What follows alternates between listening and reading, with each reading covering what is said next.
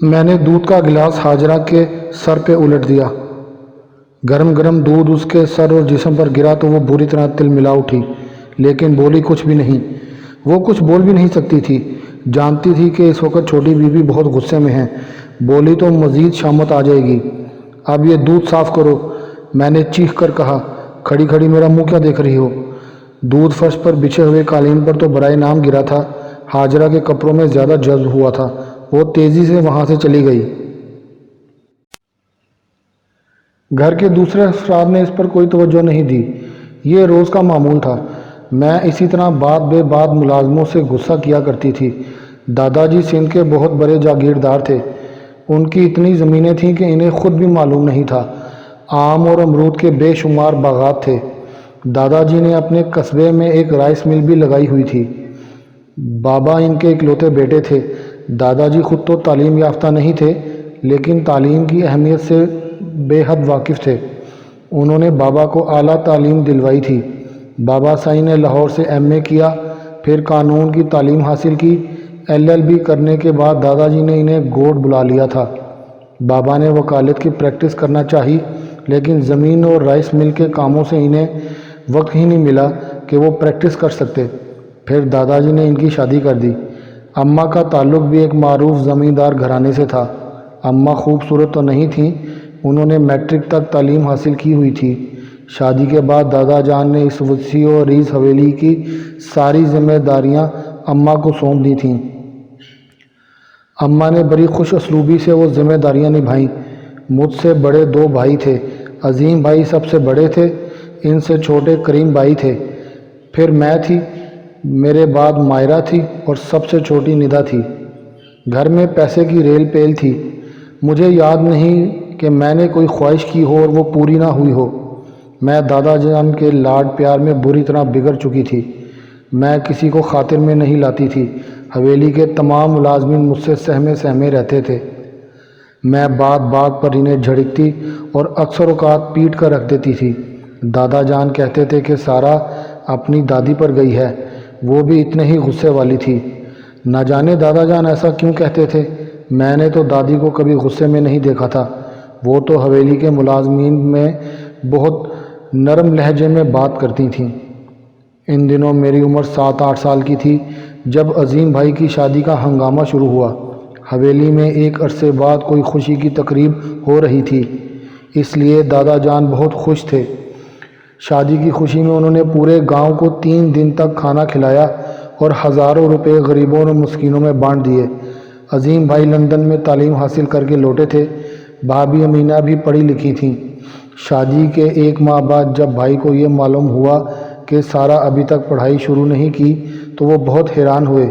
وجہ پوچھی تو اماں نے کہا، بیٹا اس پر کوئی پابندی نہیں، اسے تو تمہارے بابا سائیں خود ہی کئی مرتبہ اسکول چھوڑ کر آئے، لیکن وہ دوبارہ گئی ہی نہیں۔ بھابھی نے مجھ سے پوچھا، کیوں سارا تم اسکول کیوں نہیں جاتی؟ پڑھائی میں میرا دل نہیں لگتا بھابھی، میں نے جواب دیا۔ ارے پڑھو گی نہیں تو دل کیسے لگے گا؟ جب پڑھنا لکھنا شروع کرو گی تو دل بھی لگ جائے گا۔ تم نے یہ فیصلہ بغیر پڑھے ہی کر لیا؟ پھر انہوں نے اماں سے کہا، اماں میں سارا کو خود پڑھاؤں گی، یہ اسکول نہیں جائے گی بلکہ پرائیویٹ طور پر 9ویں کا امتحان دے گی۔ یوں میری تعلیم شروع ہو گئی۔ بھابھی مجھ سے بہت پیار کرتی تھیں، ان کے انداز بہت اچھا تھا، مجھے بھی پڑھنے میں بہت مزہ آنے لگا۔ یوں میں نے 15 سال کی عمر میں بہت اچھے نمبروں سے میٹرک کر لیا۔ اس دوران عظیم بھائی کراچی جا چکے تھے۔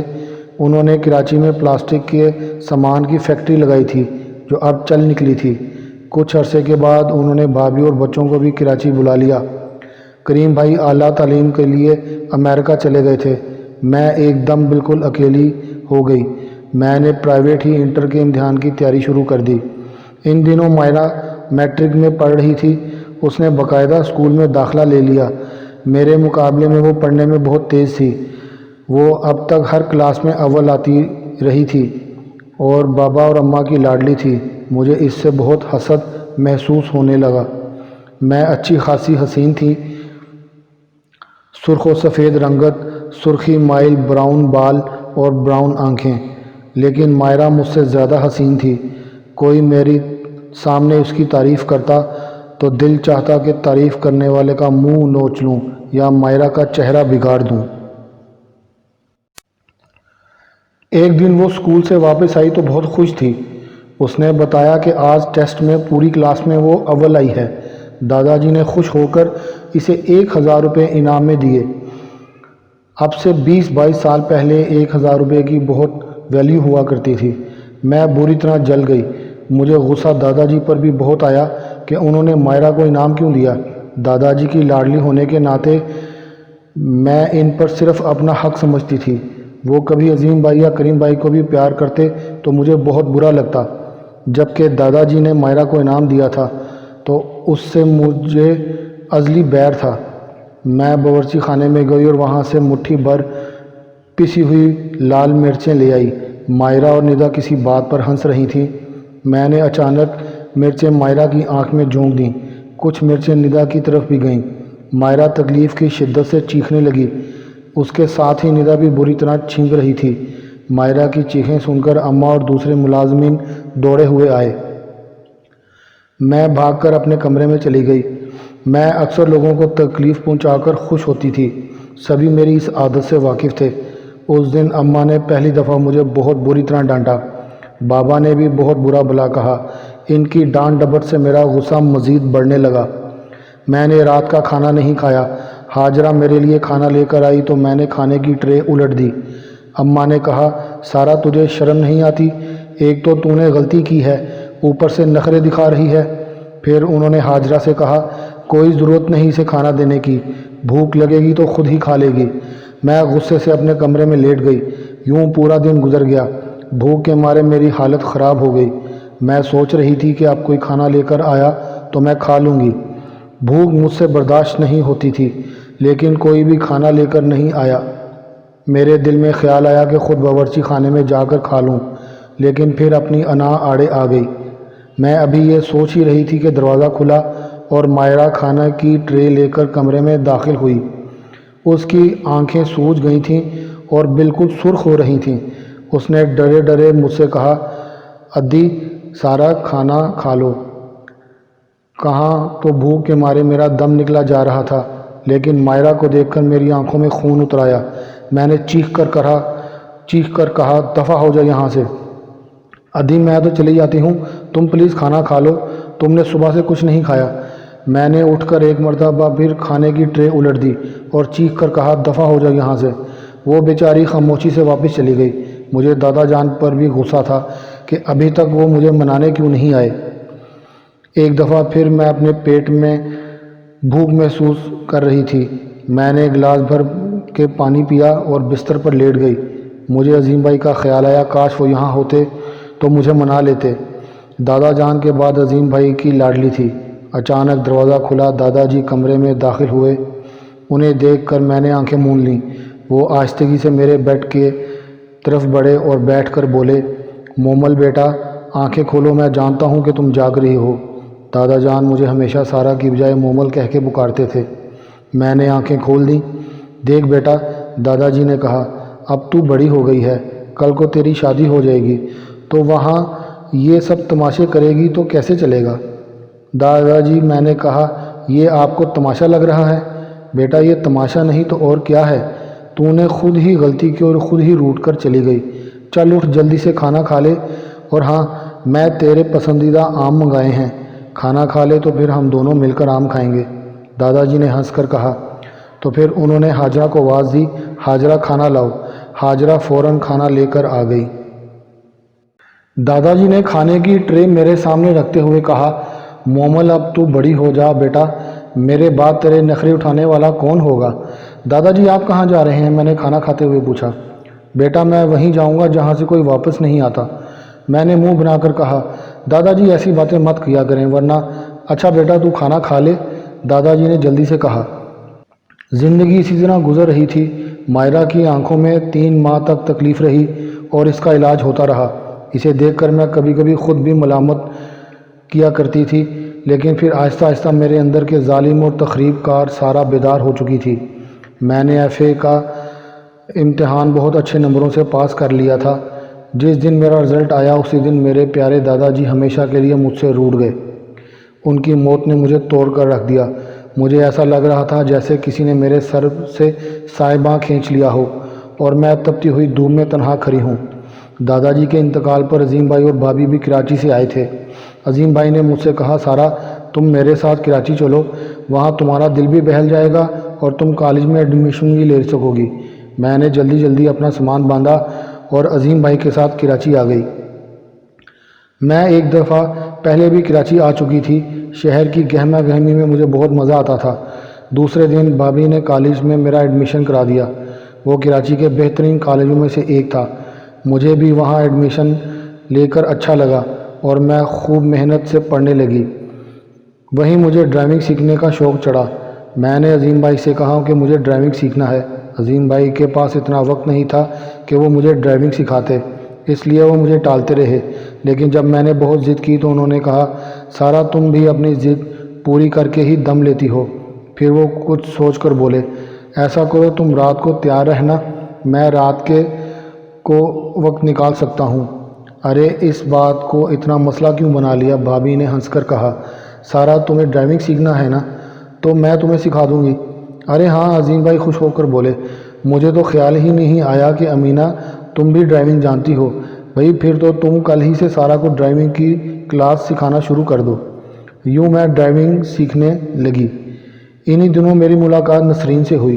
وہ خاصی شوخ اور چنچل لڑکی تھی۔ اس کے والد بزنس مین تھے۔ پیسے کی فراوانی نہیں تھی۔ وہ تعلیم کے لیے نہیں بلکہ محض وقت گزارنے کے لیے کالج آتی تھی۔ جلد ہی وہ میری دوست بن گئی۔ ایک دن باتوں ہی باتوں میں اس نے پوچھا، سارا تم یہاں سے جانے کے بعد کیا کرتی ہو؟ میں یہاں سے جانے کے بعد کچھ دیر آرام کرتی ہوں، پھر اپنے بھتیجے بھتیجیوں کے ساتھ کھیلتی ہوں، ٹی وی دیکھتی ہوں، کچھ دیر اسٹڈی کرتی ہوں اور پھر سو جاتی ہوں۔ کیا بور زندگی ہے، اس نے منہ بنا کر کہا۔ تم بھی آؤٹنگ کیوں نہیں کرتی؟ میرا مطلب ہے کہ لانگ ڈرائیو، باہر ڈنر اور سیر و تفریح وغیرہ۔ ہر سنڈے کو بھیا اور بھابھی کے ساتھ باہر بھی جاتی ہوں۔ بھیا اور بھابھی کے ساتھ؟ اس نے میری بات کاٹ دی۔ کیوں، اکیلے جاتے ہوئے تمہیں ڈر لگتا ہے کیا؟ گھر سے اجازت نہیں ملتی؟ مجھے ڈر لگتا ہے، نہ مجھ پر کوئی پابندی ہے، میں نے کہا۔ لیکن اکیلے باہر جا کر میں کروں گی کیا؟ اصل میں تم ابھی پوری طرح شہر کی رنگ رنگیوں میں دیکھی نہیں ہیں، نسرین نے کہا۔ آج ہفتہ ہے، میں شام کو تمہارے گھر آؤں گی اور پھر ہم باہر چلیں گے، کھانا بھی باہر ہی کھائیں گے۔ ٹھیک ہے، میں تیار ہو جاؤں گی، میں نے کہا۔ نسرین اس سے پہلے کبھی ہمارے گھر نہیں آئی تھی۔ میں نے اسے ایڈریس سمجھایا اور گھر آ گئی۔ شام کو 7 بجے کے قریب وہ ہمارے گھر پہنچ گئی۔ میں اس وقت کوٹھی کے لان میں بیٹھی تھی۔ ملازم نسرین کو وہیں لے آیا۔ میں نے بھر کر اس کا استقبال کیا۔ نسرین ہمارے وسیع و عریض کوٹھی کو دیکھ کر بہت مرغوب ہوئی۔ اس نے ستائشی انداز میں ارد گرد دیکھتے ہوئے کہا، واہ سارا، تمہیں اس کوٹھی کو چھوٹا سا گھر کہہ رہی تھی؟ میری نظر میں تو یہ چھوٹی سی ہے، میں نے کہا۔ تم ہماری حویلی دیکھو گی تو حیران رہ جاؤ گی۔ تمہاری حویلی؟ تمہاری کوئی حویلی بھی ہے؟ نسرین نے حیرت کے لہجے میں پوچھا۔ ہاں، ہماری آبائی حویلی تو لاڑکانہ کی ایک تحصیل میں ہے، میں نے جواب دیا۔ میرے بابا، اماں اور دوسرے لوگ وہیں رہتے ہیں۔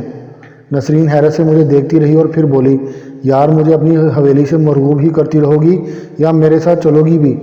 آؤ پہلے تمہیں میں بھابھی سے تو ملواؤں، بھائی تو بھی فیکٹری میں ہی ہوں گے۔ بھابھی سے اجازت لینے کے بعد میں نسرین کے ساتھ باہر نکل آئی۔ نسرین اپنی گاڑی میں ہی آئی تھی، وہ خود ہی ڈرائیو کر رہی تھی اور مجھے لے کر جم خانہ پہنچ گئی۔ میں اسے پہلے وہاں کبھی نہیں گئی تھی، اس لیے کچھ گھبرائی ہوئی سی تھی۔ نسرین کو دیکھ کر ایک لڑکا ایک طرف سے بڑا اور بڑی بے تکلفی سے بولا، ہائے رینو، کیسی ہو؟ فائن، نسرین نے مسکرا کر کہا اور پھر اسے میرا تعارف کراتے ہوئے بولی، ٹونی، یہ میری فرینڈ سارا ہے، سندھ کے بہت بڑے فیڈرل لارڈ کی بیٹی ہے اور ایک انڈسٹریلسٹ کی بہن ہے۔ اور مجھ سے بولی، سارا، یہ ٹونی ہے، شہر کے ایک معروف بزنس مین کا بیٹا ہے۔ ہیلو، ٹونی نے اپنا ہاتھ آگے بڑھا دیا۔ میں نے ابھی تک کسی غیر مرد سے ہاتھ نہیں ملایا تھا، اس لیے کچھ جھجک سی لگ رہی تھی، لیکن نسرین کے اشارے پر میں نے اپنا ہاتھ بڑھا دیا، جسے ٹونی نے اپنے ہاتھ میں تھام لیا۔ اس کے لمس سے مجھے جھٹکا سا لگا۔ میں نے اپنا ہاتھ چھڑانا چاہا لیکن ٹونی کی گرفت مضبوط ہو گئی۔ مجھے بھی کچھ اچھا لگ رہا تھا، اس لیے میں نے اپنا ہاتھ چھڑانے کی کوشش نہیں کی۔ ٹونی نے محبت سے میرا ہاتھ سے ہلایا اور پھر آہستگی سے چھوڑ دیا۔ وہ ٹونی سے میری پہلی ملاقات تھی۔ پھر تو یہ ہر ہفتے میں وہاں جانے لگی۔ میں جم خانہ کی ممبر نہیں تھی، لیکن اب وہاں اچھے خاصے لوگوں سے میری شناسائی ہو گئی تھی، اس لیے میں کسی نہ کسی کے ساتھ وہاں چلی جاتی تھی۔ ایک رات میں جم خانے سے لوٹی تو عظیم بھائی ڈرائیونگ روم میں بیٹھے تھے۔ میں نے کترا کر اپنے کمرے میں جانا چاہا تو انہوں نے تیزی لہجے میں پکارا، سارہ! میرے بڑھتے ہوئے قدم رک گئے۔ کہاں سے آ رہی ہو؟ انہیں تلخ لہجے میں پوچھا۔ بھائی وہ میں جم خانے میں تھی، اور تم نے وقت دیکھا ہے کہ اس وقت کیا بجا ہے؟ کیا شریف لڑکیاں اتنی رات گئے گھروں سے باہر رہتی ہیں؟ پھر وہ اٹھ کر میرے نزدیک آئے اور درست لہجے میں بولے، آج کے بعد تم میری اجازت کے بغیر کہیں نہیں جاؤ گی۔ میں سناٹے میں آ گئی۔ ان کی آواز اتنی بلند تھی کہ بھابھی بھی اپنے بیڈ روم سے باہر آ گئیں اور گھبرا کر بولیں، کیا ہوا؟ آپ اتنے غصے میں کیوں ہیں؟ یہ سارہ اتنی رات تک باہر رہتی ہے، کیا یہ تم سے پوچھ کر جاتی ہے؟ بھابھی نے نظریں جھکا لیں۔ انہوں نے کچھ کہنا چاہا لیکن کچھ نہ کہہ سکیں۔ میں خاموشی سے اپنے کمرے میں آ گئی۔ مجھے بھیا کے رویے کا شدید افسوس ہوا تھا۔ انہوں نے زندگی میں پہلی بار مجھے اس طرح ڈانٹا تھا۔ میری آنکھوں میں آنسو بہنے لگے۔ ساری رات میں بے چینی سے کروٹیں بدلتی رہی، پھر نہ جانے کب مجھے نیند آ گئی۔ صبح میں کافی دیر تک سوتی رہی۔ میری آنکھ کھلی تو گھڑی 10:30 بجا رہی تھی۔ اب کالج جانے کا وقت نہیں تھا۔ میں یوں ہی بیڈ پر لیٹی رہی۔ 11 بجے کے قریب بھابھی میرے کمرے میں داخل ہوئیں اور میں نے انہیں دیکھ کر منہ پھیر لیا۔ سارہ! بھابھی نے پیار سے کہا، کیا تم مجھ سے ناراض ہو؟ میں نے کوئی جواب نہیں دیا۔ او ہماری گڑیا تو ہم سے بہت ناراض ہے، بھابھی نے کہا۔ بھائی چلو اٹھو، ناشتہ کر لو، تمہاری وجہ سے ابھی تک میں خود بھی بھوکی ہوں۔ بھابھی میں آپ سے ناراض نہیں ہوں، لیکن بھائی نے مجھے… میں پھر رونے لگی۔ سارہ تم خود سوچو، کیا اس میں تمہاری غلطی نہیں ہے؟ بابا صحیح کو معلوم ہو گیا کہ تم راتوں کو دیر سے گھر آتی ہو تو وہ کیا سوچیں گے؟ اور صرف یہی نہیں، وہ تمہیں فوراً گوٹ لے جائیں گے اور تمہارے بھائی سے بھی ناراض ہو جائیں گے۔ ہمارے خاندان کی کوئی عورت رات کو گھروں سے باہر کب نکلتی ہے؟ راتوں کو کیا، وہ تو دن میں بھی باہر نہیں نکلتی، اسکول اور کالج میں نہیں پڑھ سکتی۔ یہ تو تمہارے بھیا ہی کی ضد تھی کہ ان کی بہنیں تعلیم حاصل کریں۔ لیکن بھابھی آپ کو تو بتا کر جاتی ہوں۔ اگر تم نے یہ بات بابا صحیح کے سامنے کہہ دی تو وہ مجھے بھی بری طرح ڈانٹیں گے۔ ہمارا گھرانہ ابھی اتنا آزاد نہیں ہوا۔ سارہ چلو اب اٹھو اور تیار ہو کر باہر آ جاؤ، میں ناشتہ لگوا رہی ہوں۔ بھابھی کے سمجھانے بجھانے پر میں ناشتہ کرنے بیٹھ گئی۔ ابھی میں ناشتہ کر ہی رہی تھی کہ نسرین آ گئی۔ اس نے آتے ہی کہا، او مہارانی، ابھی ناشتہ ہی کر رہی ہو؟ میں کب سے کالج میں تمہارا انتظار کر رہی ہوں۔ ہاں یار، میں نے کہا آج میری طبیعت کچھ ٹھیک نہیں ہے۔ طبیعت کو کیا ہوا؟ اس نے کہا، تمہاری طبیعت تو میں ابھی ٹھیک کر دوں گی۔ پھر میں اسے اپنے کمرے میں لے کر آ گئی۔ وہ کمرے میں آ کر بولی، سارہ وہ دراصل میں ٹونی کی وجہ سے آئی ہوں۔ کیوں، کیا ہوا ٹونی کو؟ میں نے ہنس کر پوچھا۔ ابھی تو کچھ نہیں ہوا، لیکن یہی حال رہا تو وہ کچھ ہو جائے گا، نسرین نے ہنس کر کہا۔ وہ تمہارے عشق میں پاگل ہو رہا ہے۔ میرا دل زور زور سے دھڑکنے لگا۔ ٹونی مجھے بھی اچھا لگتا تھا۔ وہ وجیح و شکل کا تو تھا ہی، ذہین بھی تھا اور اپنی خوبصورت گفتگو سے مخاطب کو محصور کر دیتا تھا۔ ٹونی ہے کہاں؟ میں نے پوچھا۔ وہ میرے گھر میں بیٹھا تمہارا انتظار کر رہا ہے، نسرین نے کہا۔ تم ابھی میرے ساتھ چلو۔ میں تیار ہو کر اس کے ساتھ باہر نکل گئی۔ ٹونی واقعی سارہ کے گھر میں موجود تھا اور مجھے دیکھ کر کھل اٹھا۔ پھر مسکرا کر بولا، سارہ تم آج کالج کیوں نہیں آئی؟ میں کالج کے گیٹ پر تمہارا انتظار کرتا رہا۔ کیوں؟ میں نے ہنس کر پوچھا۔ کیوں؟ وہ سرد آہ بھر کر بولا، یہ عشق نہیں آسان، بس اتنا سمجھ لیجئے، ایک آگ کا دریا ہے اور ڈوب کر جانا ہے۔ تم نہ جانے مجھ پر کیا جادو کر دیا ہے سارہ۔ جادو؟ اور تم پر میں نے کیا ہے؟ میں بے ترتیب دھڑکنوں کے ساتھ کہا۔ ٹونی نے میرا ہاتھ چوم لیا۔ پھر سائے دھانی ہو گئے اور دھوپ گلابی لگنے لگی۔ ہم دونوں پیار کی راہ پر آگے ہی آگے بڑھتے چلے گئے۔ اب میں ٹونی کے گھر بھی جانے لگی تھی۔ اس کے گھر ڈیفنس ہی میں تھا اور میرے گھر سے زیادہ دور نہیں تھا۔ اس کے ڈیڈی بزنس کے سلسلے میں اکثر بیرون ملک دوروں پر جاتے رہتے تھے۔ گھر میں اس کی ممی کے علاوہ کوئی بھی نہیں ہوتا تھا۔ اس کی ممی سیدھی سادی عورت تھی، وہ کبھی ٹونی کی ٹو میں نہیں رہتی تھی۔ اس کے دوست اکثر اس کے گھر آتے جاتے تھے۔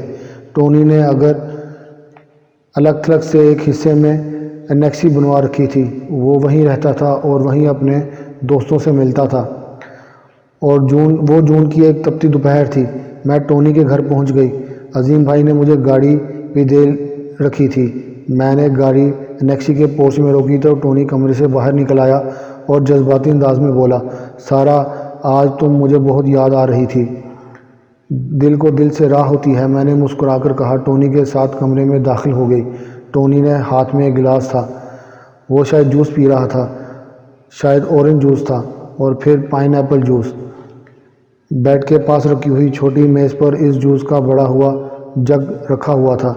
یہ تم کیا پی رہے ہو؟ میں نے پوچھا۔ یہ گرمی کا دشمن ہے، ٹونی عجیب سے انداز میں ہنس کر بولا۔ تم پیو گی؟ تمہارے ہاتھ میں تو زہر بھی پی لوں گی۔ ٹونی نے اس مشروب کا ایک گلاس بھر کر مجھے بھی دے دیا۔ اس دن شدید گرمی تھی، وہ مشروب یخ تھا اور گلاس کے بیرونی سطح پر پانی کے قطرے تیرنے لگے تھے۔ مجھے اس وقت شدید پیاس لگی ہوئی تھی۔ میں نے اس مشروب کا ایک گھونٹ لیا تو مجھے اس کا ذائقہ کچھ عجیب سا محسوس ہوا۔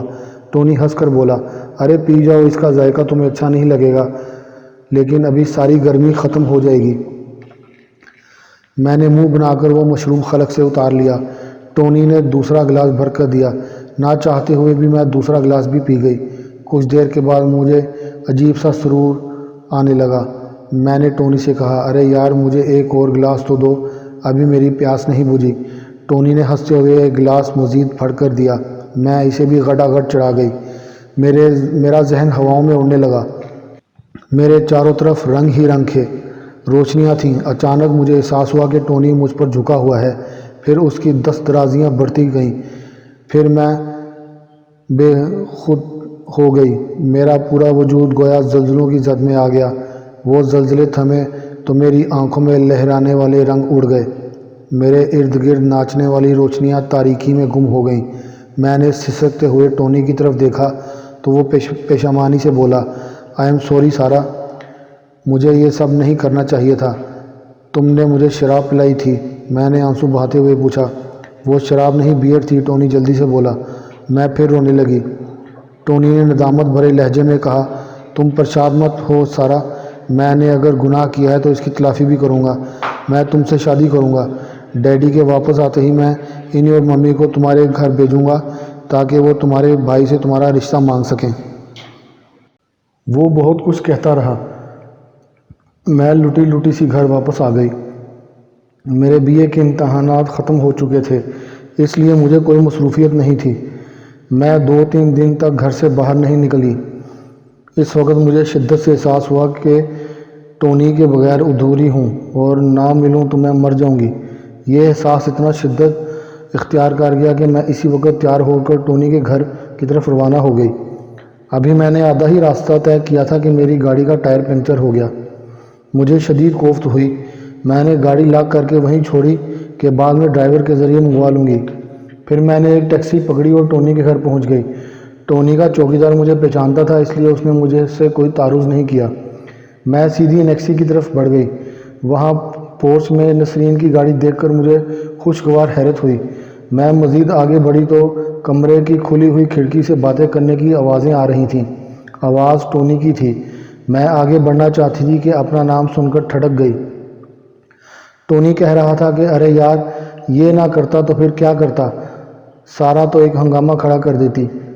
کوئی ہنگامہ نہیں ہوتا، نسرین کی آواز آئی۔ کوئی بھی لڑکی بھلا اپنی تباہی کی داستان خود تشہیر کرے گی؟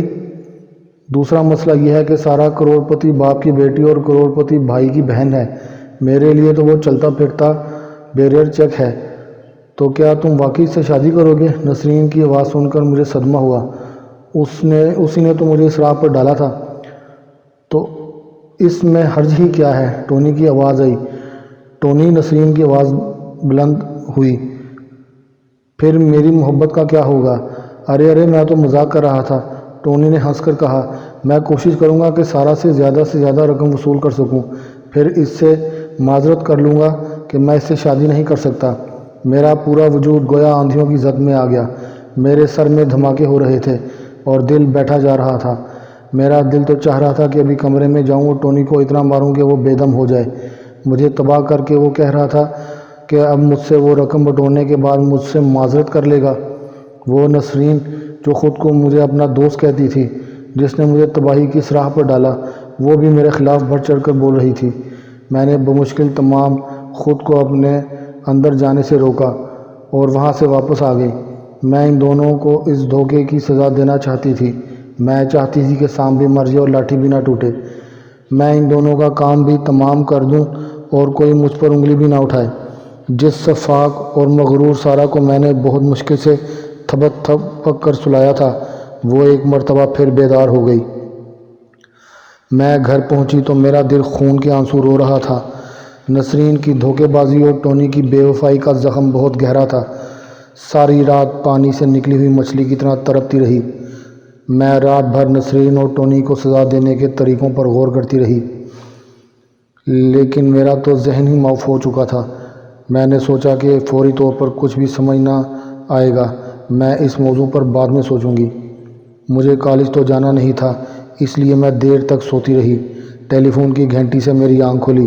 میں نے ہاتھ بڑھا کر ریسیور اٹھایا تو دوسری طرف سے نسرین کی آواز سنائی دی۔ ارے یار، ابھی تک کیا سو رہی ہو؟ اس کی آواز سن کر میرے خلق میں تلخی سی گھل گئی۔ میں نے بمشکل تمام خود پر قابو پایا اور بولی، ہاں یار، آج کل وہ اور بھی کام کیا۔ اچھا، شام کو تیار رہنا، نسرین نے کہا۔ بھئی مجھے معلوم تو ہے کہ میں شام کو کہیں نہیں جاتی، میں نے کہا۔ جب سے عظیم بھائی نے مجھے ٹوکا ہے، میں رات کے وقت باہر نکلنا چھوڑ دیا ہے۔ کامن یار، نسرین نے کہا، تم کوئی دودھ پیتی بچی تو نہیں، عاقل و باقل ہو اور اپنا اچھا خوب سمجھتی ہو۔ ہاں، اس لیے تو کہہ رہی ہوں کہ میں رات کو نہیں آ سکتی، میں نے سرد لہجے میں کہا۔ اچھا، میں تمہارے گھر آؤں گی تو بات کریں گے، اس نے یہ کہہ کر فون کا رابطہ منقطع کر دیا۔ اس کے لہجے میں جھنجھلاہٹ اور مایوسی تھی۔ میں نے ناشتہ کیا، پھر ایک ناول لے کر لیٹ گئی۔ اسی طرح اچانک گوٹھ سے بابا سائیں آ گئے۔ الیکشن ہونے والے تھے اور ایک معروف اور مقبول سیاسی جماعت کے ٹکٹ پر قومی اسمبلی کا انتخاب لڑنے کی تیاریاں کر رہے تھے۔ ان کی آمد کی اطلاع سن کر بھیا بھی آ گئے۔ بابا سائیں کو دیکھ کر میں خوش ہو گئی۔ انہوں نے مجھ سے کہا، سارہ بیٹی، تیرے امتحان تو ختم ہو گئے ہیں نا؟ جی بابا سائیں، میں نے جواب دیا۔ تو پھر میرے ساتھ گوٹھ چلو۔ بابا سائیں، وہ میں؟ بابا سائیں بھابھی نے کہا، سارہ کو میرے پاس ہی رہنے دیں، اس کے جانے کے بعد میں تنہا ہو جاؤں گی۔ پھر وہ مجھ سے مخاطب ہوئیں، سارہ، تم اگر گوٹھ جانے کو دل چاہ رہا ہے تو تم چلی جاؤ۔ نہیں بھابھی، میں نے جلدی سے کہا، میں یہاں رہوں گی، گوٹھ میں رہوں، ایک ہی بات ہے۔ بیٹا، جب تک تیری مرضی ہے یہاں رہو، تیری شادی ہو جائے گی تو یہ آزادی کہاں ملے گی؟ میں اٹھ کر کمرے سے باہر نکل گئی۔ برآمدے میں بابا سائیں کے ساتھ آئے ہوئے 2 گارڈز بیٹھے تھے۔ ان میں سے ایک چاچا بخشل کو تو میں جانتی تھی، دوسرا گارڈ میرے لیے اجنبی تھا۔ مجھے حیرت تھی کہ کوٹھی کے اندر کیسے آیا۔ پھر وہ حیرت غصے میں تبدیل ہو گئی۔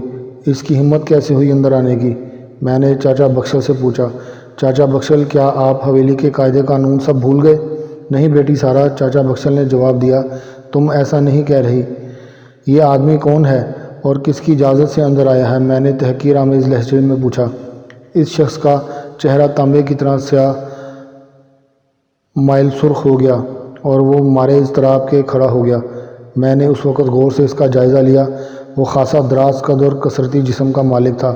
اس کے بال سیاہ اور رنگت کبھی سفید اور سرخ رہی ہوگی، لیکن دھوپ کی وجہ سے اس کا رنگت سنولا گئی تھی۔ اس کے چہرے پر گھنی مونچھیں تھیں اور اس نے بوسکی کا بہت نفیس شلوار کرتا پہن رکھا تھا۔ چھوٹی ادی، آپ کیا کہہ رہی ہیں؟ بخشل چاچا نے سہم کر کہا۔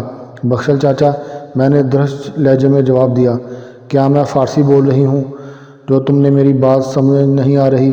میں یہ پوچھ رہی ہوں کہ یہ آدمی گھر کے اندر کیسے آیا؟ بخشل سے کیا پوچھتی ہے؟ وہ دراز قد اجنبی تلخ لہجے میں بولا، مجھ سے پوچھ۔ میں نے گھور کر اسے دیکھا اور چیخ کر کہا، تمہاری ہمت کیسے ہوئی مجھ سے بات کرنے کی؟ دفع ہو جاؤ یہاں سے۔ میری چیخ پکار سن کر عظیم بھائی اور بابا سائیں کمرے سے نکل آئے۔ بابا سائیں مجھ سے بولے، کیا بات ہے سارہ، تم کیوں چیخ رہی ہو؟ یہ 2 ٹکے کا آدمی اب میرے سامنے آئیں گے؟ اس سے پوچھیں یہ کس کی اجازت سے گھر میں گھسا ہے؟ میں نے قدر اجنبی کی طرف اشارہ کرتے ہوئے پوچھا۔ ارے رے، یہ کیا کہہ رہی ہو بیٹی؟ بابا سائیں جلدی سے بولے۔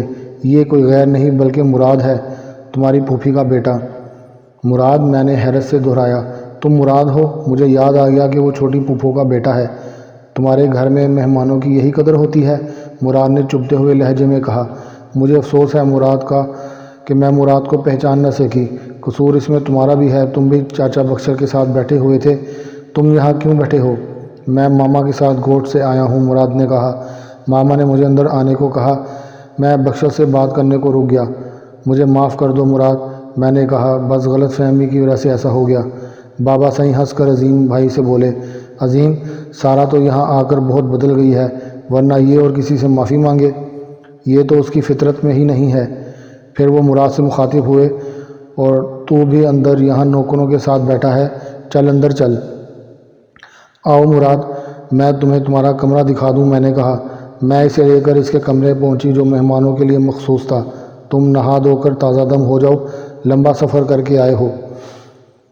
میں تمہارے لیے کھانے کا بندوبست کراتی ہوں۔ یہ کہہ کر میں باہر نکل آئی۔ ایک ملازم نے مجھے بتایا کہ آپ کا فون آیا ہے۔ میں نے لاؤنج میں جا کر ریسیور اٹھایا۔ ہیلو، میں نے کہا۔ ہیلو سویٹ ہارٹ، دوسری طرف سے ٹونی کی آواز آئی۔ کیا تم ابھی آ سکتی ہو؟ نہیں، اس وقت تو میرا آنا مشکل ہے، میں نے جواب دیا۔ گوٹھ سے بابا سائیں آئے ہیں۔ اچھا، تو پھر کل آؤ گی؟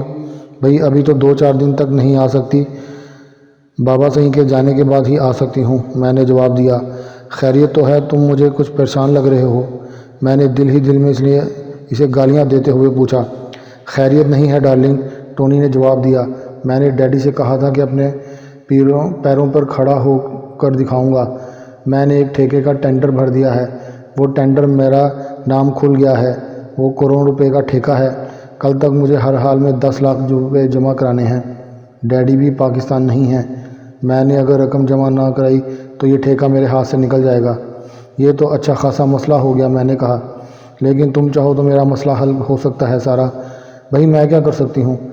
تم یہ رقم 1 ہفتے کے لیے مجھے ادھار دے دو، اس نے کہا۔ میرے پاس اتنی رقم کہاں سے آئے گی ٹونی؟ ان دنوں 10 لاکھ کی رقم معمولی نہیں ہوتی تھی۔ میرے اکاؤنٹ میں مشکل سے 1-1.5 لاکھ روپے ہوں گے، میں نے جھوٹ بولا۔ اس وقت بھی میرے اکاؤنٹ میں 12-13 لاکھ روپے تھے۔ اگر مجھے ٹونی کی حقیقت نہ کھل جاتی تو میں اسے فوراً 10 لاکھ روپے دے دیتی۔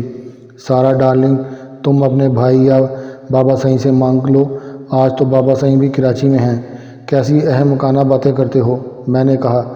میں ان سے کیا کہوں گی کہ اتنی بڑی رقم مجھے کیوں چاہیے؟ بات 5-10 ہزار کی ہو تو کوئی بات نہیں، پورے 10 لاکھ کی بات ہے۔ تم ان سے کوئی بھی بہانہ کر لو، کہہ دو کہ نسرین کے والد کو ضرورت ہے، وہ 1 ہفتے میں واپس کر دیں گے۔ نسرین کے والد اور عظیم بھائی ایک دوسرے کو جانتے ہیں۔ عظیم بھائی فوراً انہیں پوچھ کر ساری بات اگلوا لیں گے۔ کچھ سوچو سارا ڈیئر، ٹونی نے پریشان ہو کر کہا۔ یہ میرے کیریئر کا سوال ہے۔ سوری ٹونی، میں نے کہا۔ میرے پاس اگر رقم ہوتی تو میں کبھی انکار نہ کرتی، اس سے پہلے بھی تو تمہیں پیسے دیتی رہی ہوں، اب بھی دے دیتی، لیکن میرے اکاؤنٹ میں اتنی رقم نہیں ہے۔ اچھا، ٹونی کے لہجے میں مایوسی تھی۔ میں کہیں اور سے رقم لینے کی کوشش کرتا ہوں۔ تم اس وقت مجھے 2 لاکھ تو دے سکتی ہو؟ ہاں دے تو سکتی ہوں، لیکن بابا سائیں کی موجودگی میں گھر سے باہر نکلنا بہت مشکل ہے۔ تم اس کی فکر مت کرو، ٹونی نے کہا۔ میں نسرین کو بھیج دوں گا، تم اسے چیک دے دینا، یہ کہہ کر اس نے رابطہ منقطع کر دیا۔ عجیب گھٹیا آدمی ہے، میں نے سوچا۔ 10 لاکھ نہیں ہیں تو 2 لاکھ پر ہی آ گیا۔ میں اب اسے 1 پائی بھی دینا نہیں چاہتی تھی، لیکن فوری طور پر اسے تعلقات ختم کرنا بھی نہیں چاہتی تھی، ورنہ میرا انتقام ادھورا رہ جاتا۔ یہ 2 لاکھ تو اسے دینے ہی تھے۔ میں نے دل ہی دل میں طے کر لیا کہ اپنی دی ہوئی پوری رقم سود سمیت وصول کروں گی۔ میں ڈرائنگ روم کے پاس گزری تو بابا سائیں کی آواز آئی۔ عظیم، اس مراد کو کسی کام پر لگا دے، گوٹھ میں رہ کر یہ بالکل نکما ہو گیا ہے۔ بابا سائیں، اسے کام کی کیا ضرورت ہے؟ عظیم بھائی نے کہا۔ ان کی تو بہت زمینیں ہیں بابا، یہ گوٹھ میں رہ کر بالکل ہڈ حرام ہو گیا ہے، نہ تو اپنے بھائی اور باپ کا ہاتھ بٹاتا ہے اور نہ کوئی اور کام کرتا ہے۔ احمد خان نے پچھلے سال اسے برف کا کارخانہ لگا کر دیا، اس نے اپنی بے پرواہی اور سستی سے باپ کا سارا پیسہ ڈبو دیا۔ یہ تیری نگرانی میں رہے گا تو کچھ کام کی عادت پڑے گی، ورنہ یہ اور بگڑ جائے گا۔ اس نے 2 مہینے پہلے تو بہت غلط حرکت کی، بابا صاحب نے کہا۔ اس نے اپنے آوارہ دوستوں کے ساتھ مل کر سکھر کے رئیس اللہ بچائیوں کے بیٹے کو اغوا کر لیا اور اس سے 50 لاکھ روپے تاوان مانگا۔ ارے تو کیا رئیس نے تاوان دے دیا؟ عظیم بھائی نے پوچھا۔ رئیس اللہ بچائیوں نے پولیس کو اطلاع کر دی۔ وہ تو بخشل کو کسی طرح معلوم ہو گیا کہ رئیس کے بیٹے کو مراد نے اغوا کیا ہے۔ اس نے مجھے اطلاع دی، میں نے مراد سے مغوی کو چھڑایا۔ رئیس کو ابھی تک یہ معلوم نہیں ہے کہ اس اغوا میں مراد کا ہاتھ ہے۔ بابا وہ تو سیدھا سادہ مجھ پر شک کرتا، فضول میں ایک نئی دشمنی شروع ہو جاتی۔ یہ تو بہت پریشانی کی بات ہے، عظیم بھائی نے کہا۔ میں دیکھتا ہوں کہ اسے کہاں لگایا جائے۔ ان لوگوں کی باتیں سن کر میرے ذہن میں ایک خیال آیا۔ میں وہاں سے سیدھی مراد کے پاس پہنچی۔ وہ اس وقت نہا دھو کر شیو کر بیٹھا تھا اور بہت نکھرا نکھرا نظر آ رہا تھا۔ مجھے دیکھ کر اس کی آنکھوں میں چمک سی آ گئی۔ سارا اس نے مسکرایا اور کہا، تم نے تو میرا اتنا زبردست استقبال کیا کہ مجھے ساری عمر یاد رہے گا۔ اب میں اس بات کو بھول جاؤں۔ میں نے ہنس کر کہا، میں تم سے معافی مانگ چکی ہوں۔ اور میں نے پھر موضوع بدلتے ہوئے کہا، تم آج کیا کر رہے ہو؟ مجھے کچھ کرنے کی ضرورت بھی کیا ہے؟ مراد نے کہا، باپ کے پاس اتنی دولت ہے کہ میرے بچے ان کے بچے بھی بیٹھ کر کھائیں تو ختم نہیں ہوں گے۔ میں نے سنا ہے کہ تم نے شادی بھی کر لی ہے۔ میں نے ہوا میں تیر پھینکا۔ ہاں میں نے شادی بھی کر لی تھی، لیکن کیا؟ لیکن ریشما ہمارے ہاریوں کی بیٹی تھی۔ بابا نے اس پر بہت ہنگامہ کیا اور کہا کہ تو نے اس سے شادی کیوں کی؟ مجھے اتنی ہی پسند تھی تو اسے کچھ دن گھر میں رکھ لیتا، پھر انہوں نے زبردستی سے طلاق دلوا دی۔ ارے میں نے تو افسوس کا اظہار کیا، شادی بھی ہوئی اور طلاق بھی ہو گئی۔ ویسے ہی اچھا ہی ہوا، مراد نے کہا۔ ریشما کردار کی اچھی نہیں تھی، یہ تو مجھے بعد میں معلوم ہوا۔ وہ اگر میرے ساتھ رہتی تو اپنی جان سے جاتی۔ اب کیا ارادہ ہے؟ میں نے پوچھا۔ دوبارہ شادی کرو گے یا نہیں؟ کوئی لڑکی اچھی لگی تو کر لوں گا۔ میرے پاس کوئی فی الحال ابھی تک کوئی چوائس نہیں ہے۔ میرے بارے میں تمہارا کیا خیال ہے؟ میں نے اس کی آنکھوں میں جھانکتے ہوئے کہا۔ تم سارا؟ ہاں میں۔ ماما نہیں مانیں گے، اس نے مجھے محبت پاش نظروں سے دیکھتے ہوئے کہا۔ تم اپنی بات کرو، میں نے کہا۔ مجھے کیا اعتراض ہو سکتا ہے؟ میں تو بچپن سے تمہیں پسند کرتا ہوں۔ اگر تم ماما اور مامی کو راضی کر لو تو یہ کام میرا ہے، تم اس کی فکر مت کرو۔ سارا، مراد نے اچانک میرا ہاتھ پکڑ لیا۔ کہیں میں خواب تو نہیں دیکھ رہا؟ یہ خواب نہیں، میں نے ہنس کر کہا۔ بس تم سے جو کہوں وہ کرتے جاؤ۔ مراد نے جذبات میں میری کمر پر ہاتھ ڈالا تو میں نے آہستگی سے خود کو چھڑایا اور وہاں سے چلی گئی۔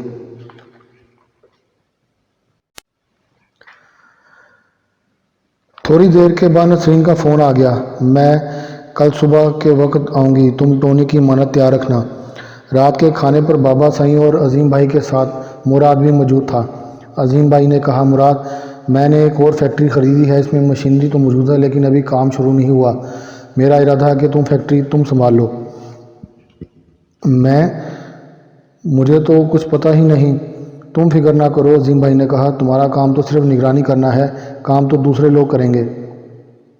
ہاں مراد، بابا سائیں نے کہا، وہ فیکٹری کورنگی میں ہے، تم ابھی وہاں جا کر وہاں کا چارٹ سنبھال لو۔ چوکیدار کے لیے میں بخشل اور علی بخش کو یہاں چھوڑ جاؤں گا۔ ٹھیک ہے ماما، جیسا آپ کا حکم۔ کھانے کے بعد کوٹھی کے وسیع اور اجلان میں چلی گئی۔ تھوڑی دیر کے بعد مراد بھی وہاں آ گیا۔ میں جانتی تھی کہ وہ میرے پیچھے ضرور آئے گا۔ یہاں اکیلی کیا کر رہی ہو سارا؟ مراد نے بے تکلفی سے پوچھا۔ مجھے ناگوار تو بہت گزرا، میں نے کبھی سوچا بھی نہیں تھا کہ اس جیسا اوباش اور جاہل آدمی میری زندگی کا ساتھی بنے گا۔ مجھے اس سے کام لینا تھا، اس لیے میں اس کی چھچوڑی حرکتیں برداشت کر رہی تھی۔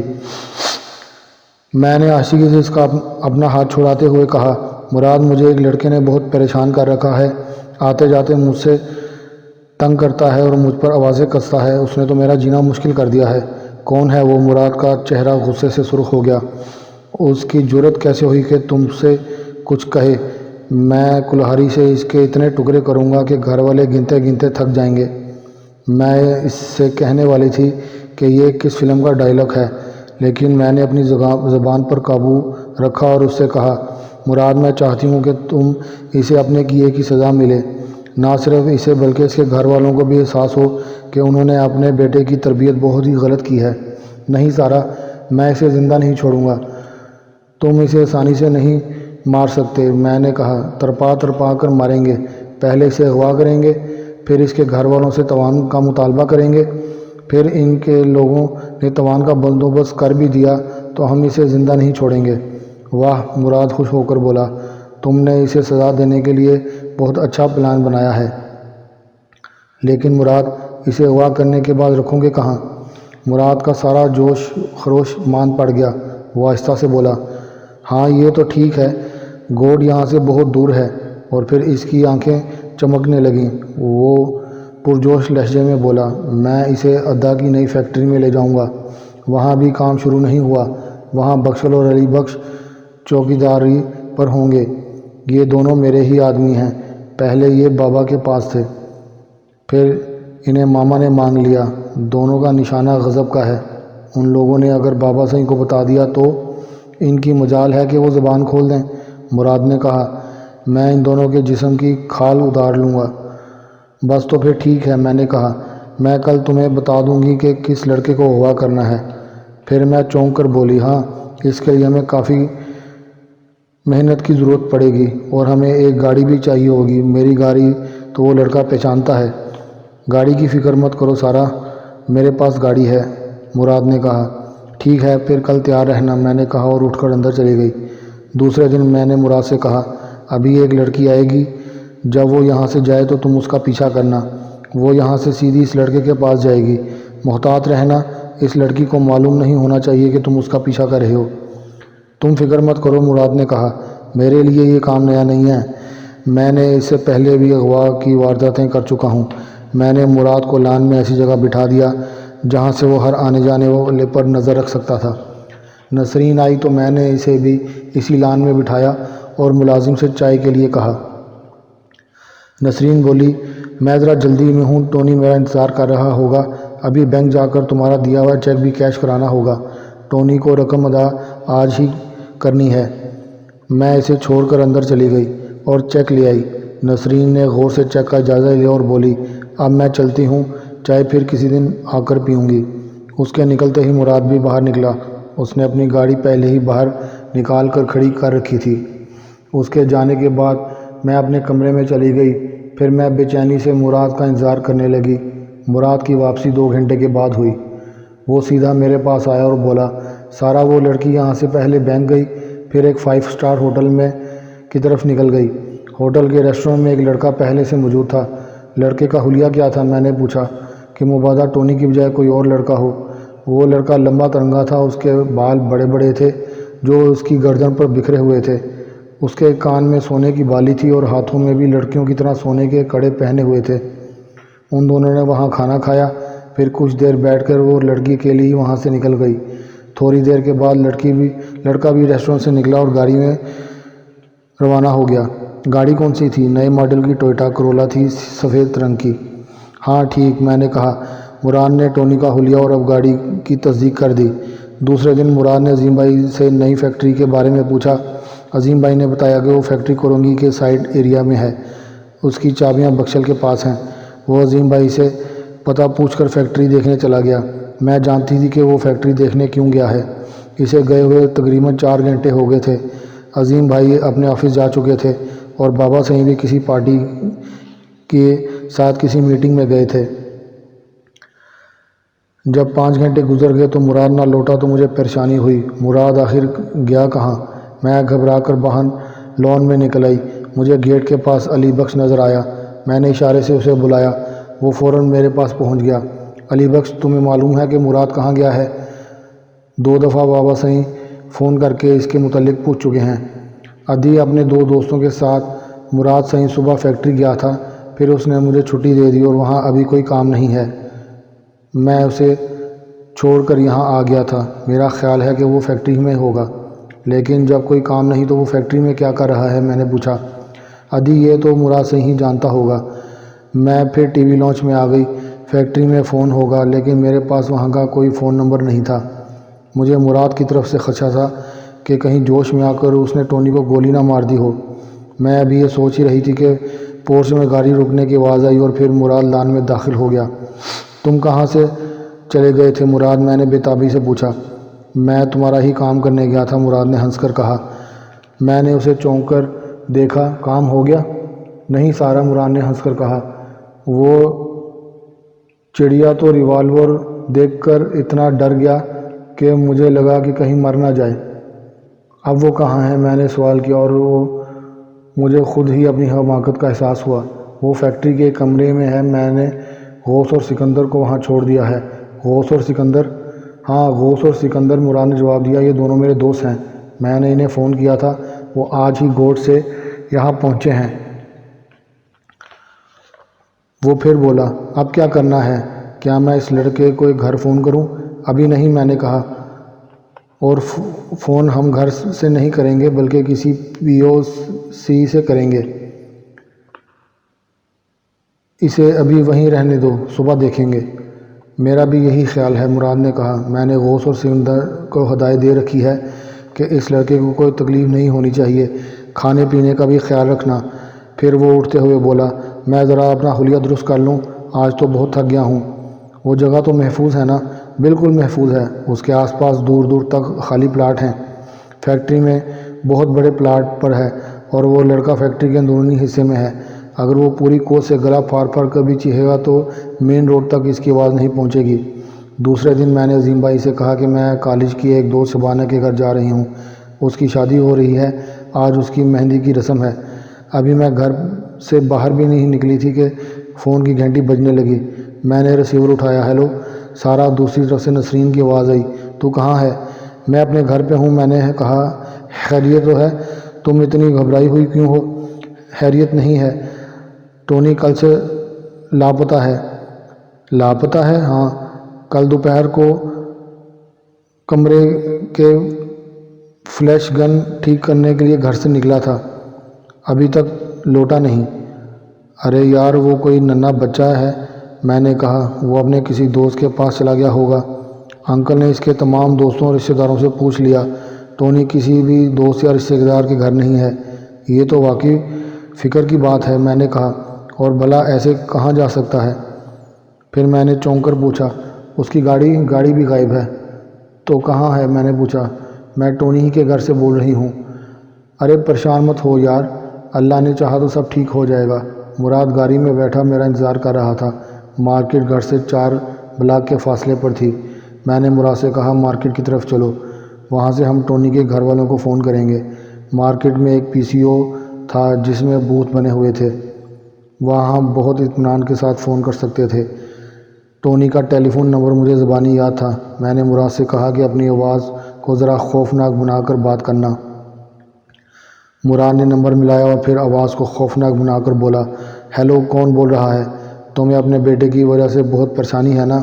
تمہارا بیٹا ہمارے قبضے میں ہے، پولیس کے پاس جانے کی حماقت مت کرنا ورنہ ٹونی زندہ نہیں رہے گا۔ میں تمہیں 2 گھنٹے کے بعد کال کروں گا۔ یہ کہہ کر اس نے لائن کاٹ دی۔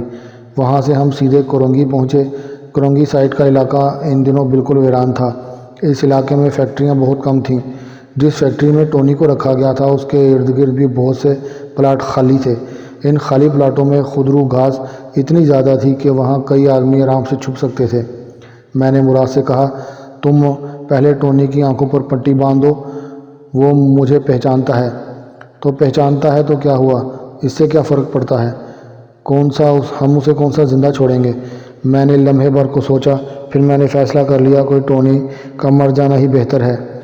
اس نے مجھے محبت کا جھانسہ دیا تھا، محض دولت کی خاطر۔ پھر اس کمینے نے مجھے برباد بھی کیا ہے۔ ہاں، اسے مر ہی جانا چاہیے۔ یہ فیصلہ کر کے میں مراد کے ساتھ اس کمرے میں پہنچ گئی جہاں ٹونی کو رکھا گیا تھا۔ ٹونی کے ہاتھ پاؤں بندھے ہوئے تھے اور وہ پہلو کے بل لیٹا ہوا تھا۔ مجھے دیکھ کر اس کی آنکھیں حیرت سے پھٹی کی پھٹی رہ گئیں۔ اس نے کہا، سارا، کیا یہ لوگ تمہیں بھی؟ مراد نے آگے بڑھ کر اس کے منہ پر زوردار تھپڑ مارا اور کہا کہ بکواس بند کر۔ اس نے ایک بار پھر حیرت سے مجھے دیکھا اور بولا، سارا، یہ کیا ہے؟ ہاں، یہ میرے آدمی ہیں، میں نے درست لہجے میں جواب دیا۔ تو کیا سمجھتا ہے کہ مجھے محبت کا جھانسا دے کر لوٹتا رہے گا اور میں لٹتی رہوں گی؟ تو نے محض چند ٹکوں کی خاطر میری زندگی برباد کر دی۔ تجھے اگر دولت کی ہوس تھی تو مجھے سیدھے طریقے سے بتاتا، میں کبھی انکار نہ کرتی، لیکن تو نے مجھے بیوقوف بنایا۔ تیری زندگی کے دن اب ختم ہوں گے ٹونی، آخری بار اس دنیا کو دیکھ لو۔ نہیں سارا، میں نے تمہیں دھوکہ نہیں دیا، مجھے تو نسرین نے اکسایا تھا اور تو اس کی باتوں میں آ گیا۔ میں نے زہریلے لہجے میں کہا، میں نسرین کو بھی نہیں چھوڑوں گی۔ سارا مجھے معاف کر دو۔ میں نے آگے بڑھ کر اس کے منہ پہ زوردار تھپڑ مارا۔ تو گھٹیا اور کمینہ ہی نہیں، بزدل بھی ہے۔ موت کو سامنے دیکھ کر مجھ سے رحم کی بھیک مانگتا ہے۔ تیرا ٹینڈر کھلا ہے، میں نے اس کے منہ پر تھپڑ مارتے ہوئے کہا۔ تیرے کیریئر کا سوال ہے، تجھے 10 لاکھ روپے چاہیے، میں نے پھر اس کے منہ پہ تھپڑ مارا۔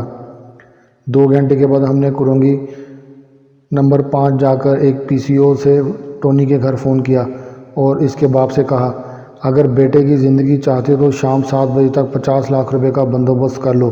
7 بجے تک رقم نہ ملی تو ٹونی زندہ نہیں ملے گا، اور ہم سے کسی قسم کی مہلت یا رعایت کی توقع مت رکھنا، ہم 7 بجے دوبارہ فون کریں گے۔ مراد، میں نے پی سی او سے نکلنے کے بعد کہا، اگر تم اپنے طور پہ ان لوگوں سے نپٹو، مجھے اس سے کوئی غرض نہیں کہ تم تاوان کی رقم لیتے ہو اور کیسے لیتے ہو۔ اب میں ٹونی کو زندہ نہیں دیکھنا چاہتی۔ تم فکر مت کرو سارا، آج 7 بجے تک اس کا کام بھی تمام ہو جائے گا، لیکن بہت احتیاط سے۔ ٹونی کا باپ اتنی آسانی سے رقم نہیں دے گا۔ میرا خیال ہے کہ ٹونی کو ابھی ٹھکانے لگا دوں، پھر اطمینان سے اس کے باپ سے سودے بازی کر لوں گا، پھر کوئی خطرہ بھی نہیں رہے گا۔ وہ ٹھیک ہی کہہ رہا تھا۔ جب ہم نے اسے مارنے کا فیصلہ کر لیا تو پھر اسے مزید زندہ رکھنا فضول تھا۔ اگر خدا نہ خواستہ مراد پکڑا جاتا تو پولیس ٹونی کو کبھی برآمد نہیں کر سکتی تھی۔ میں نے اس بات میں سر ہلا دیا۔ میری گاڑی فیکٹری ہی میں کھڑی تھی۔ میں نے اپنی گاڑی نکالی اور گھر کی طرف روانہ ہو گئی۔ میں گھر پہنچی تھی کہ نسرین آ گئی۔ اس کے چہرے پر ہوائیاں اڑی ہوئی تھیں، بال بکھرے ہوئے تھے اور ہونٹوں پر پپڑیاں جمی ہوئی تھیں۔ کیا ہوا نسرین، تم اتنی پریشان کیوں ہو؟ ٹونی کو کچھ لوگوں نے اغوا کر لیا ہے سارا، نسرین نے کہا۔ اغوا کر لیا ہے؟ میں انجام مر کر پوچھا۔ ان لوگوں کی کسی سے دشمنی کیا تھی؟ ٹونی کو تاوان کے لیے اغوا کیا گیا ہے، نسرین نے بڑھائی ہوئی آواز میں کہا۔ اغوا کرنے والا 50 لاکھ روپے مانگ رہے ہیں۔ 50 لاکھ؟ میں نے حیرت سے دہرایا۔ کیا اتنی بڑی رقم کا بندوبست ہو جائے گا؟ اور اغوا کرنے والوں نے یہ رقم کب مانگی ہے؟ آج شام 7 بجے تک، نسرین نے کہا۔ رقم کا بندوبست تو ہو جائے گا، لیکن اتنے کم وقت میں ذرا مشکل ہے۔ اب تو بینک بھی بند ہو چکے ہیں، اتنا کیش کوئی گھر میں کب رکھتا ہے؟ میں نے اچانک پوچھا۔ نسرین، بہت محبت کرتی ہو نا ٹونی سے؟ ہاں سارا، بہت زیادہ، اس نے بے ساختگی سے کہا۔ پھر اسے اپنی غلطی کا احساس ہوا اور جلدی بولی، ٹونی میرا بہترین دوست ہے، ہم نے بہت سا وقت ایک ساتھ گزارا ہے، اتنے مخلص دوست تو قسمت ہی سے ہی ملتے ہیں۔ تو پھر جھوٹ بول رہی تھی، لیکن ابھی اس کا نمبر نہیں آیا تھا۔ میں اسے بھی بے آبرو کرنا چاہتی تھی، اسے قتل کرنے کا کوئی پروگرام نہیں تھا۔ میں نے نسرین سے یوں ہی رسماً پوچھا، انکل اور آنٹی کیسے ہیں؟ میرا اشارہ ٹونی کے والدین کی طرف تھا۔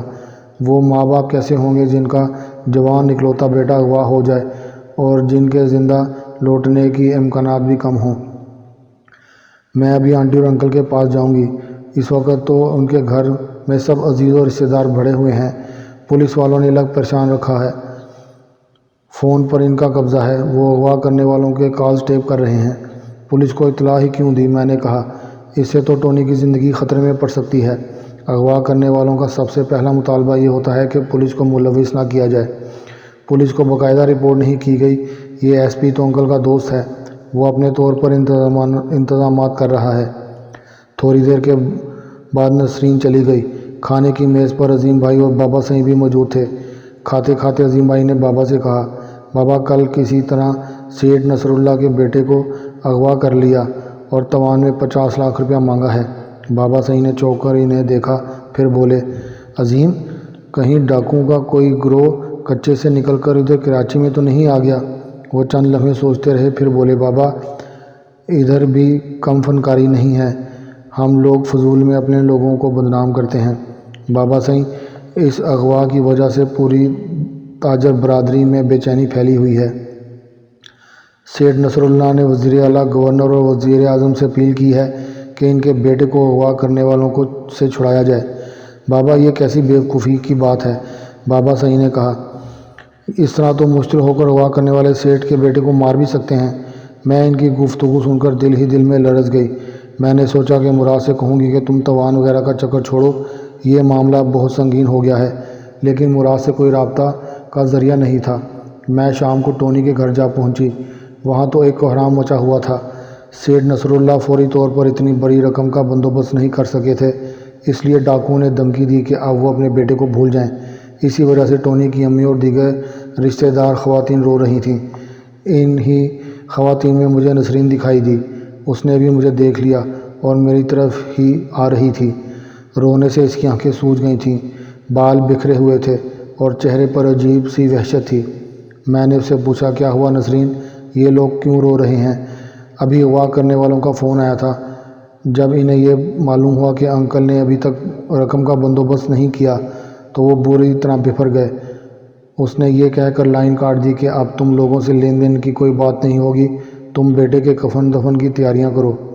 میں نے سکون کا سانس لیا۔ میں تو اندر ہی اندر کانپ رہی تھی کہ اگر مراد پکڑا گیا تو ہمارے خاندان کی کتنی بدنامی ہوگی۔ میں مراد کو فطری طور پر سمجھ گئی تھی۔ وہ اب ان لوگوں کو فون نہیں کرے گا۔ وہ ٹونی کے زندہ واپس آنے کے امکانات تو خیر تھے ہی نہیں۔ میں نے آنٹی سے دو چار باتیں کیں اور خاموشی سے گھر آ گئی۔ 8 بجے تک مراد بھی لوٹ آیا۔ وہ چہرے سے بہت تھکا تھکا لگ رہا تھا۔ میں نے موقع دے کر اس سے پوچھا، کیا رہا مراد؟ اس کے پاس پیسے نہیں ملے، مراد نے نفرت بھرے لہجے کہا۔ میں نے اپنا کام تو پورا کر دیا اور ٹونی کی لاش اس کی گلی کے 2 گلیاں چھوڑ کر ڈال دی۔ ممکن ہے اب تک پولیس والوں کو مل گئی ہوگی۔ دوسرے دن اخبار ٹونی کی خبر سے بھرا ہوا تھا۔ کئی اخبارات نے اس کی لاش کے ساتھ ساتھ اس کے دوسرے فوٹو بھی چھاپے اور پریس کا سارا نزلہ پولیس پر گرایا۔ خبر پڑھ کر میرے دل کو سکون اور اطمینان حاصل ہوا۔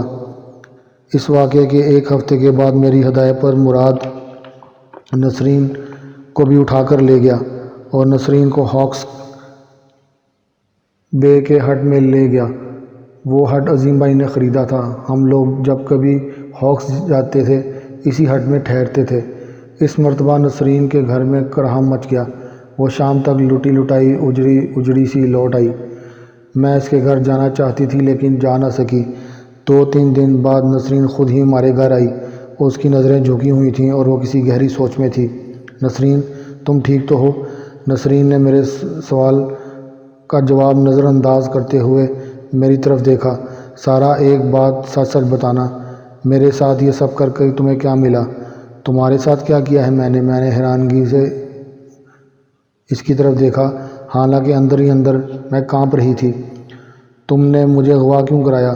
اور وہاں وہ میری آبرو، وہ جملہ ادھورا چھوڑ کر رونے لگی۔ نسرین، مجھے اس واقعے پر خود بھی افسوس ہے، لیکن یہ بات تمہیں کیسے کہہ سکتی ہو کہ یہ سب کچھ میں نے کرایا؟ ہاکس بے، اس ہٹ میں ہم پہلے بھی جاتے رہے ہیں۔ اغوا کرنے والے مجھے اسی ہٹ میں لے گئے تھے۔ میں نے خود کو بمشکل تمام اچھلنے سے روکا۔ میں نے سنبھل کر کہا، دیکھو نسرین، محض اس لیے مجھ پر الزام لگانا درست نہیں کہ وہ ہٹ ہماری ملکیت ہے۔ میں عظیم بھائی سے کہوں گی کہ وہ ہٹ کے چوکیدار کی خبر لیں۔ چوکیدار اکثر لوگوں کو پیسے لے کر دوسروں کے لیے ہٹ کھول دیتے ہیں۔ افسوس تو مجھے تمہاری سوچ پر ہے۔ تم نے یہ سوچا بھی کیسے کہ تمہارے اغوا میں میرا ہاتھ ہے؟ کیا میں کوئی ڈان ہوں یا راتوں رات کسی کا اغوا کا حکم دوں اور اسی وقت اس کے حکم کی تعمیل ہو جائے؟ نسرین کے چہرے سے اندازہ ہو رہا تھا کہ اسے اپنی بات پر ندامت ہے۔ وہ کچھ دیر بیٹھ کر واپس چلی گئی۔ میں نے بھی ایک مرتبہ پھر سکون کا سانس لیا۔ اسی رات میں لون میں چہل قدمی کر رہی تھی کہ مراد آ گیا اور بولا، سارا، تم کب تک مجھ سے دور رہو گی؟ کب تک مجھے تڑپاؤ گی؟ اس نے میرا ہاتھ پکڑنے کی کوشش کی لیکن کامیاب نہ ہو سکا۔ مراد، میں نے بلند آواز میں کہا، تم آخر چاہتے کیا ہو؟ میں تمہیں چاہتا ہوں جان، اس نے نہایت عامیانہ لہجے میں کہا اور میرا ہاتھ پکڑ لیا۔ میرا ہاتھ چھوڑو مراد، میں نے تلخ لہجے میں کہا۔ اور اگر نہ چھوڑوں تو؟ میں نے اس کے چہرے پر اتنی زور سے تھپڑ مارا کہ اس کی آواز کوٹھی کے گیٹ تک گئی ہوگی۔ دفع ہو جاؤ یہاں سے، جاہل گوار، میں نے تلخ لہجے میں کہا۔ میں اس تھپڑ کو یاد رکھوں گا سارا، اور تمہیں بھی یاد رکھوں گا، دفع ہو جاؤ یہاں سے۔ میں نے اسے بری طرح جھڑک دیا۔ میں اس کی اس وقت تک حوصلہ افزائی کرتی رہی جب تک اس نے میرا کام نہ کر دیا۔ میں نے سوچا کہ بابا صحیح سے کہہ کے صبح اسے چلتا کرا دوں گی۔ اگلے دن صبح ہی نسرین کے گھر سے فون آ گیا کہ اس نے گزشتہ رات گلے میں پھندا لگا کر خودکشی کر لی ہے۔ میں نے کار نکالی اور اس کے گھر کی طرف چل پڑی۔ ابھی میں مرکزی سڑک پر پہنچی تھی کہ ایک بائک تیزی سے میری کار کے قریب پہنچی۔ پیچھے بیٹھے لڑکے کا ہاتھ بلند ہوا اور کوئی چیز کھلی کھڑکی سے اندر آ کر میرے گال سے ٹکرائی اور میرا پورا وجود جھلسنے لگا۔ مجھے اپنے چہرے اور دائیں شانے پر شدید جلن کا احساس ہو رہا تھا۔ میں بہت اذیت ناک انداز میں چیخ رہی تھی۔ کار بے قابو ہو کر فٹ پاتھ پر چڑھ گئی اور مجھے کچھ ہوش نہ رہا۔ ہوش آیا تو میں کسی ہاسپٹل کے کمرے میں تھی۔ میرے سر میں ابھی بھی دھماکے ہو رہے تھے۔ مجھے معلوم ہوا کہ کسی نے میرے چہرے پر تیزاب پھینکا ہے۔ تیزاب نے میرا چہرہ جھلسا کر رکھ دیا۔ وہ تو غنیمت ہے کہ آنکھیں بچ گئیں۔